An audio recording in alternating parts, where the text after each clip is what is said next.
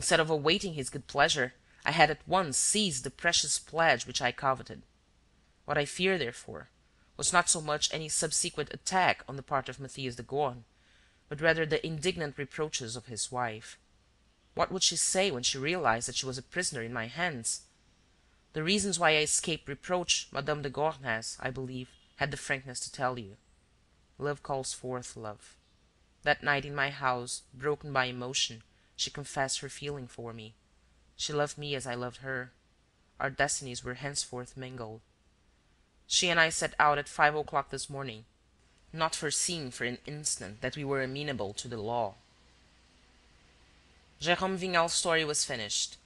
He had told it straight off the reel, like a story learned by heart and incapable of revision in any detail.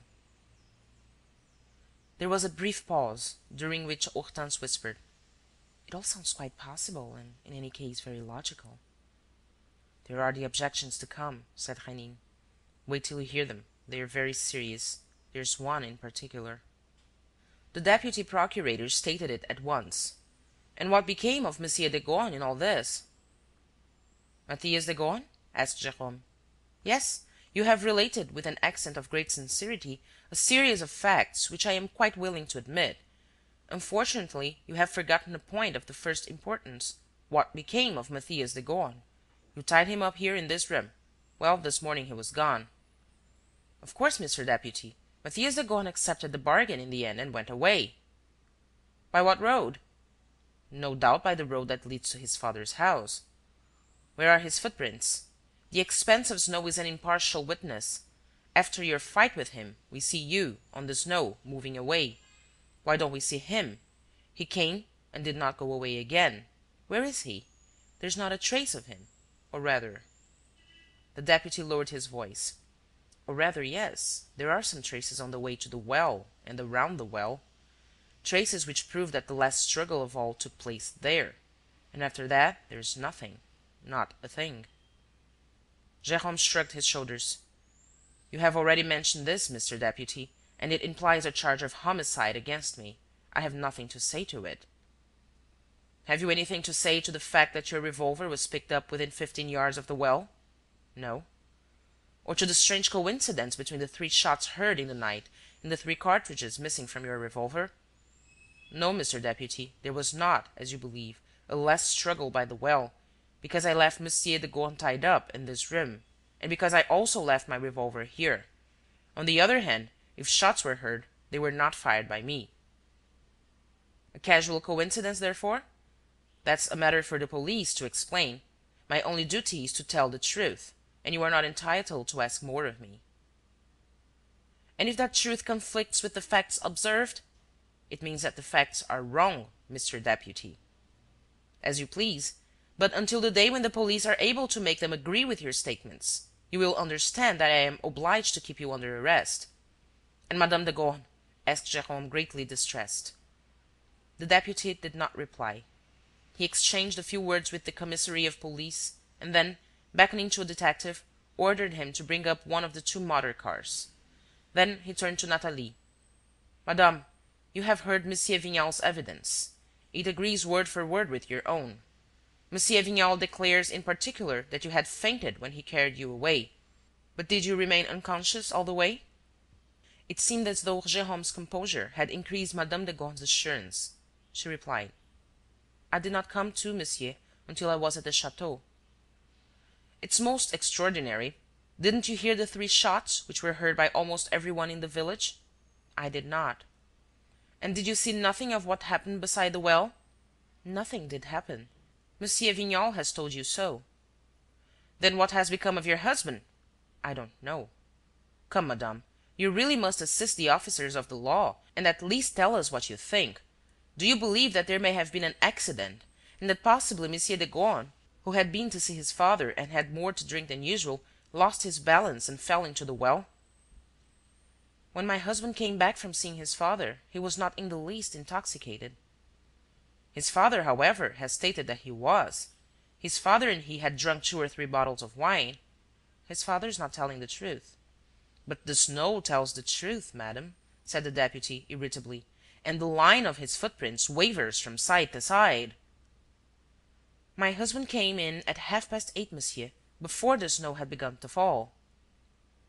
The deputy struck the table with his fist. "But really, madame, you're going right against the evidence. That sheet of snow cannot speak false. I may accept your denial of matters that cannot be verified, but these footprints in the snow— in the snow!" He controlled himself. The motor car drew up outside the windows. Forming a sudden resolve, he said to Nathalie: "You will be good enough to hold yourself at the disposal of the authorities, madame, and to remain here in the manor house." And he made a sign to the sergeant to remove Jérôme Vignal in the car. The game was lost for the two lovers. Barely united, they had to separate and to fight, far away from each other, against the most grievous accusations. Jérôme took a step towards Nathalie. They exchanged a long, sorrowful look. Then he bowed to her and walked to the door, in the wake of the sergeant of gendarmes. "Halt!" cried a voice. "Sergeant, right about! Turn! Jérôme Vignal, stay where you are!" The ruffled deputy raised his head, as did the other people present. The voice came from the ceiling. The bull's-eye window had opened, and Rénine, leaning through it, was waving his arms. "I wish to be heard. I have several remarks to make, especially in respect of the zigzag footprints. It all lies in that. Mathias had not been drinking." He had turned round and put his two legs through the opening, saying to Hortense, who tried to prevent him: "Don't move. No one will disturb you." And, releasing his hold, he dropped into the room. The deputy appeared dumbfounded. "But really, monsieur, who are you? Where do you come from?" Rénine brushed the dust from his clothes and replied: "Excuse me, Mr. Deputy. I ought to have come the same way as everybody else, but I was in a hurry. Besides, if I had come in by the door instead of falling from the ceiling, my words would not have made the same impression." The infuriated deputy advanced to meet him. "Who are you?" "Prince Rénine. I was with the sergeant this morning when he was pursuing his investigations, wasn't I, sergeant? Since then I have been hunting about for information. That's why, wishing to be present at the hearing, I found a corner in a little private room." "You were there? You had the audacity? One must need be audacious when the truth's at stake." "If I had not been there, I should not have discovered just the one little clue which I missed. I should not have known that Mathias de Gorne was not the least bit drunk. Now, that's the key to the riddle. When we know that, we know the solution." The deputy found himself in a rather ridiculous position.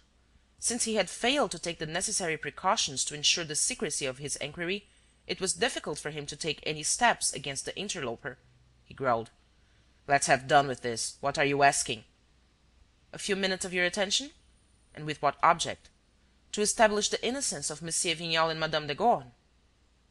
He was wearing that calm air, that sort of indifferent look which was peculiar to him in moments of action, when the crisis of the drama depended solely upon himself.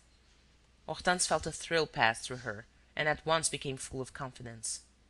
"They're saved," she thought with sudden emotion. "I asked him to protect that young creature, and he's saving her from prison and despair." Jérôme and Nathalie must have experienced the same impression of sudden hope, for they had drawn nearer to each other, as though this stranger, descended from the clouds, had already given them the right to clasp hands. The deputy shrugged his shoulders. "The prosecution will have every means, when the time comes, of establishing their innocence for itself. You will be called." "It would be better to establish it here and now. Any delay might lead to grievous consequences." "I happen to be in a hurry." 2 or 3 minutes will do." 2 or 3 minutes to explain a case like this! No longer, I assure you." "Are you as certain of it as all that?" "I am now. I have been thinking hard since this morning." The deputy realized that this was one of those gentry who stick to you like a leech, and that there was nothing for it but to submit. In a rather bantering tone, he asked: "Does your thinking enable you to tell us the exact spot where Monsieur Mathias de Gorne is at the moment?" Rénine took out his watch and answered: "In Paris, Mr. Deputy." "In Paris? Alive, then?" "Alive, and, what is more, in the pink of health." "I'm delighted to hear it. But then what's the meaning of the footprints around the well and the presence of that revolver and those 3 shots?" "Simply camouflage." "Oh, really? Camouflage contrived by whom?" "By Mathias de Gorne himself." "That's curious. And with what object?" "With the object of passing himself off for dead and of